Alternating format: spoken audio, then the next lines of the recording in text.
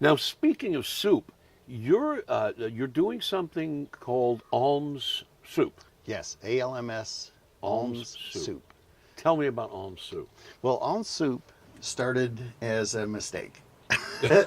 we we had just finished a catering, and my very good friend Gary Jackson said to me, "Bruce, you got to open up a soup kitchen." And he was talking about soup and salad in A soup restaurant. Yeah. And I had immediately misunderstood him and said, "You mean give away soup to women and children?" And he's like, "No, No. a restaurant." And I said, "No, I like the idea better." And after several hours of talking about it, he finally saw my wisdom and said, "Yes, giving away soup is the way to go." And then I had the problem of, well, how to do that. And so Yeah, you got to staff it. yes, and you think about a soup kitchen. Most imagery comes back to the 20s and the 30s, Right. when we were in depression, and when you look at soup kitchens, you see lines of people, and Yeah, the old black and the white old black footage. and white footage. Yeah. And that's still true today. And a lot of soup kitchens are done by churches and service organizations, and they do a really wonderful job. I didn't want to do it that way. Right. I wanted to incorporate more to it than just manufacturing soup and giving it away. So I designed the menu and the process of making soup in such a way that I can use hard to employ employees that I get from the county of Kern. And so what I'm able to do now is not only manufacture soup and give it away, I can also teach people valuable skills in the kitchen. And by time I'm done with them, this is not a long-term job for them.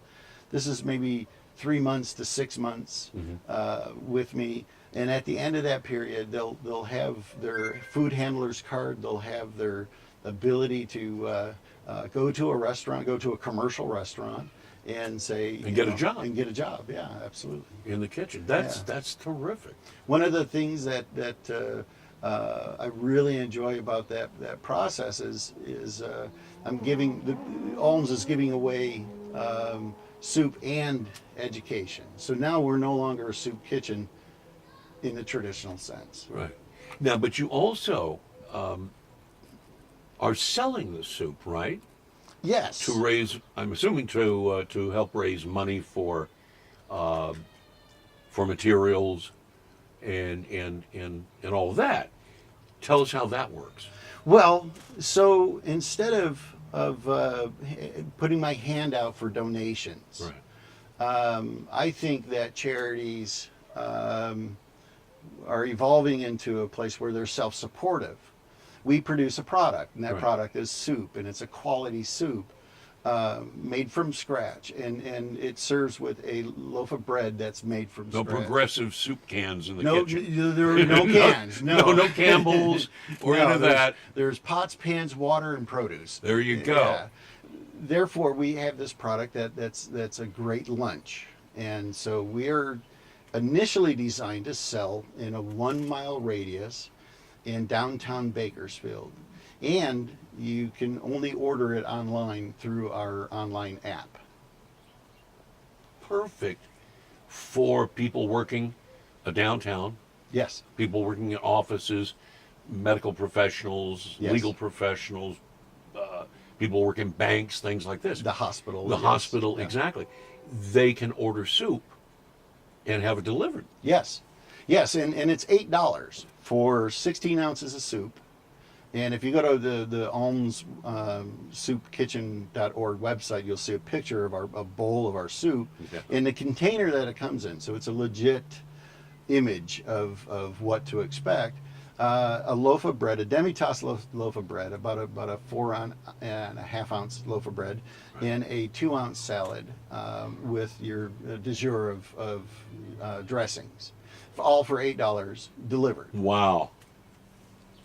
That's Well, nobody's ever thought of this before. I think Well, it's a they great have, idea. They have in many respects. I've done a huge amount of research over the years, and I've looked at programs from New York, Los Angeles, all of the metropolitan areas, and various ideas essentially are the same. In where, for example, Open Table in San Francisco. Sells to the public, and then the proceeds from that go into manufacturing more food that is given to the homeless centers and feeding the elderly and reaching out. And that's a volunteer-based environment. I went to the America's Job Center and said, who's the hardest for you guys to employ? I mean, give me that. Right. Give me the ones that we can get off the rolls and give them a skill and give them an income. Important. Amen, brother. And they No said handouts, just a hand no, up. not a hand up, not a handout. Right. And so they're able to provide a whole assortment of persons that wouldn't qualify in a regular quick service job like a McDonald's or something like that, or in a retail position like at Walmart or something like Sure. that. These people have very specific needs, and we design the business around managing that type of employee.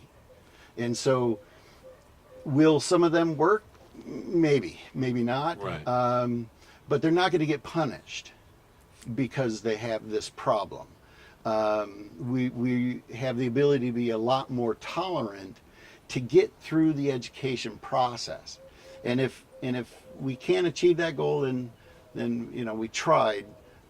Maybe another program can help. But I suspect that a large percentage of our employees will go through the process and come out of it with a food handler's card, experience on large machines, Right. experience with cutting, safety and sanitation, et cetera, et cetera. Probably would be better suited going into the real life culinary world with that kind of training than they would in any other way.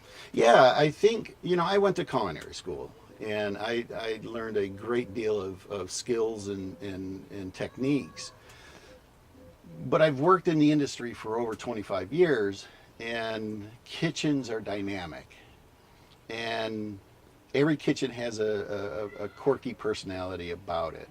But every employee, whether you're confined to a wheelchair, or you have a prosthesis, or you have an emotional, mental disability that holds you back. Sure. Every kitchen can adapt to that person. It may not be the greatest working environment in the world, but you're taking a human being off of the roles. You're and giving them a chance. You're giving them a chance, so they don't have to stand out in front of Rite Aid with a sign. Yeah. Exactly. Yeah. And I'm sure people are more than willing to line up out the door for these opportunities. Well, again, we hire through Employers Training Resource and America's Job Center exclusively. All of our employees come there, so you can't come up to our plant and say, can I have an application? Right. You have to be vetted, and you have to come through that system. And here's the big kicker. I estimated that we can produce about 8,500 meals a month to the 2 homeless centers here in Bakersfield, and do it efficiently and for free. So we are able to sell X amount of units in downtown Bakersfield, and those proceeds, because of the way we have our business set up, will produce even more soup. That soup is put into a shelf-stable container and given to the homeless centers as well as given to the gleaners. And that soup can sit on a shelf anywhere between 6 and 12 months before it needs to be. And it's good stuff. It is exceptionally the good way you're stuff. describing it, this is my, all my soup got me my last couple of jobs. the soup is it's like we said, it's not canned.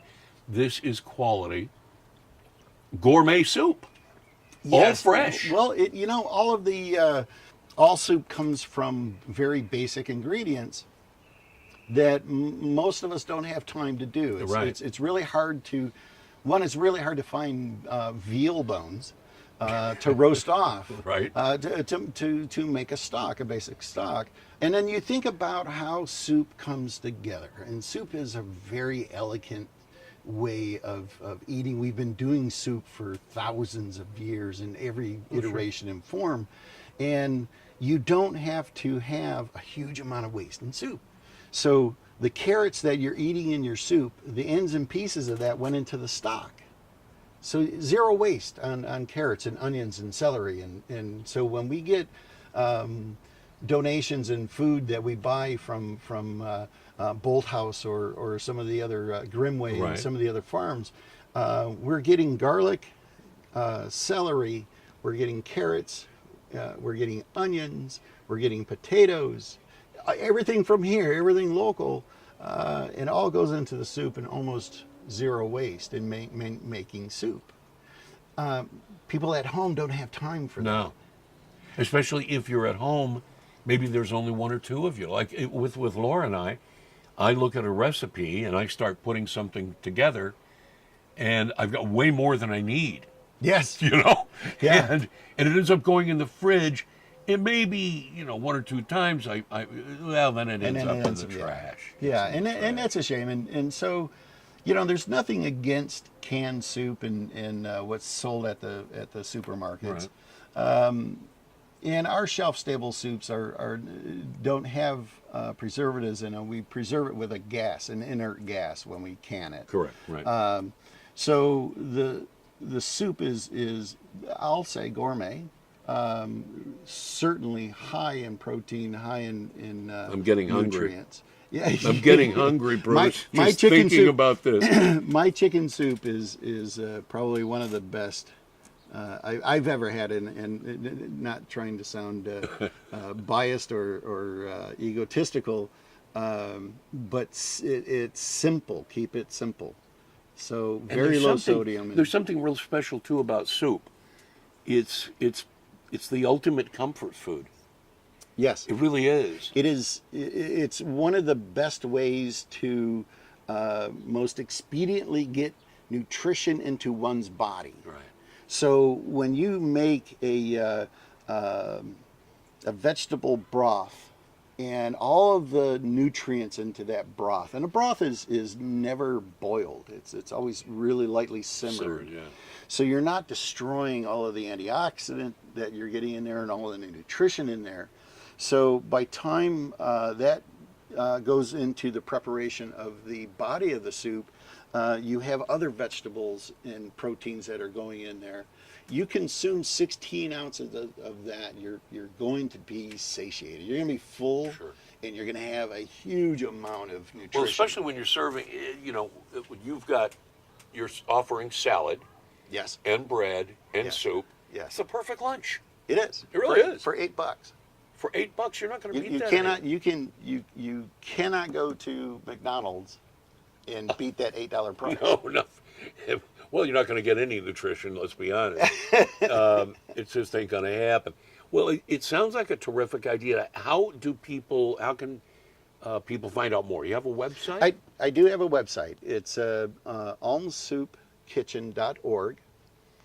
It has our mission statement and a very brief description of what it is that we're doing. There is a donation button in there. We're looking to fund enough fund to hire I need a CPA and I need an attorney to finish our 501c3 to get us to the next hump. Right. And like I said before, our relationships with the county are in place. The next thing is to get our 501c3 finished. Now we're working with Cal State Bakersfield, and they're going to help us hopefully this August, as the new school year comes around, in our grant writing process. Right. But right now, if you go to our website, you'll see a donation button on it. We need some support and help to And get it's it. almssoupkitchen.org. That's correct. almssoupkitchen.org. It's a terrific idea from a local chef. You should get these politicians involved. You know what I'm saying? Get some of these county board of supervisors guys. You know, Mike, are you out there? Mike Maggard, are you listening? We need your help here, brother. Yeah, we do need your help. We need the support of Leticia Perez, are you paying attention? This is a community program. It's designed as a community program. I have a very comprehensive business plan I'd share with anybody willing to listen to what I have to say about it. It is designed in such a way that this is owned and operated by the community, not by me. Right. This is my work for the community. This is something I think it's spectacular. You know, you involved two things that are that I'm passionate about. Number one is self-reliance, teaching people to fish rather than giving them the fish. You see, yes. that's so vitally important. It's something I really stand for personally and always have. And the other thing that makes this exciting, it's food. I love food. Can't you tell? Bruce, God bless you, man. It's great to sit and talk to you after all these many years. And I want to do whatever I can. You let me know whatever help you need, whatever I can offer. I can certainly be a taste tester.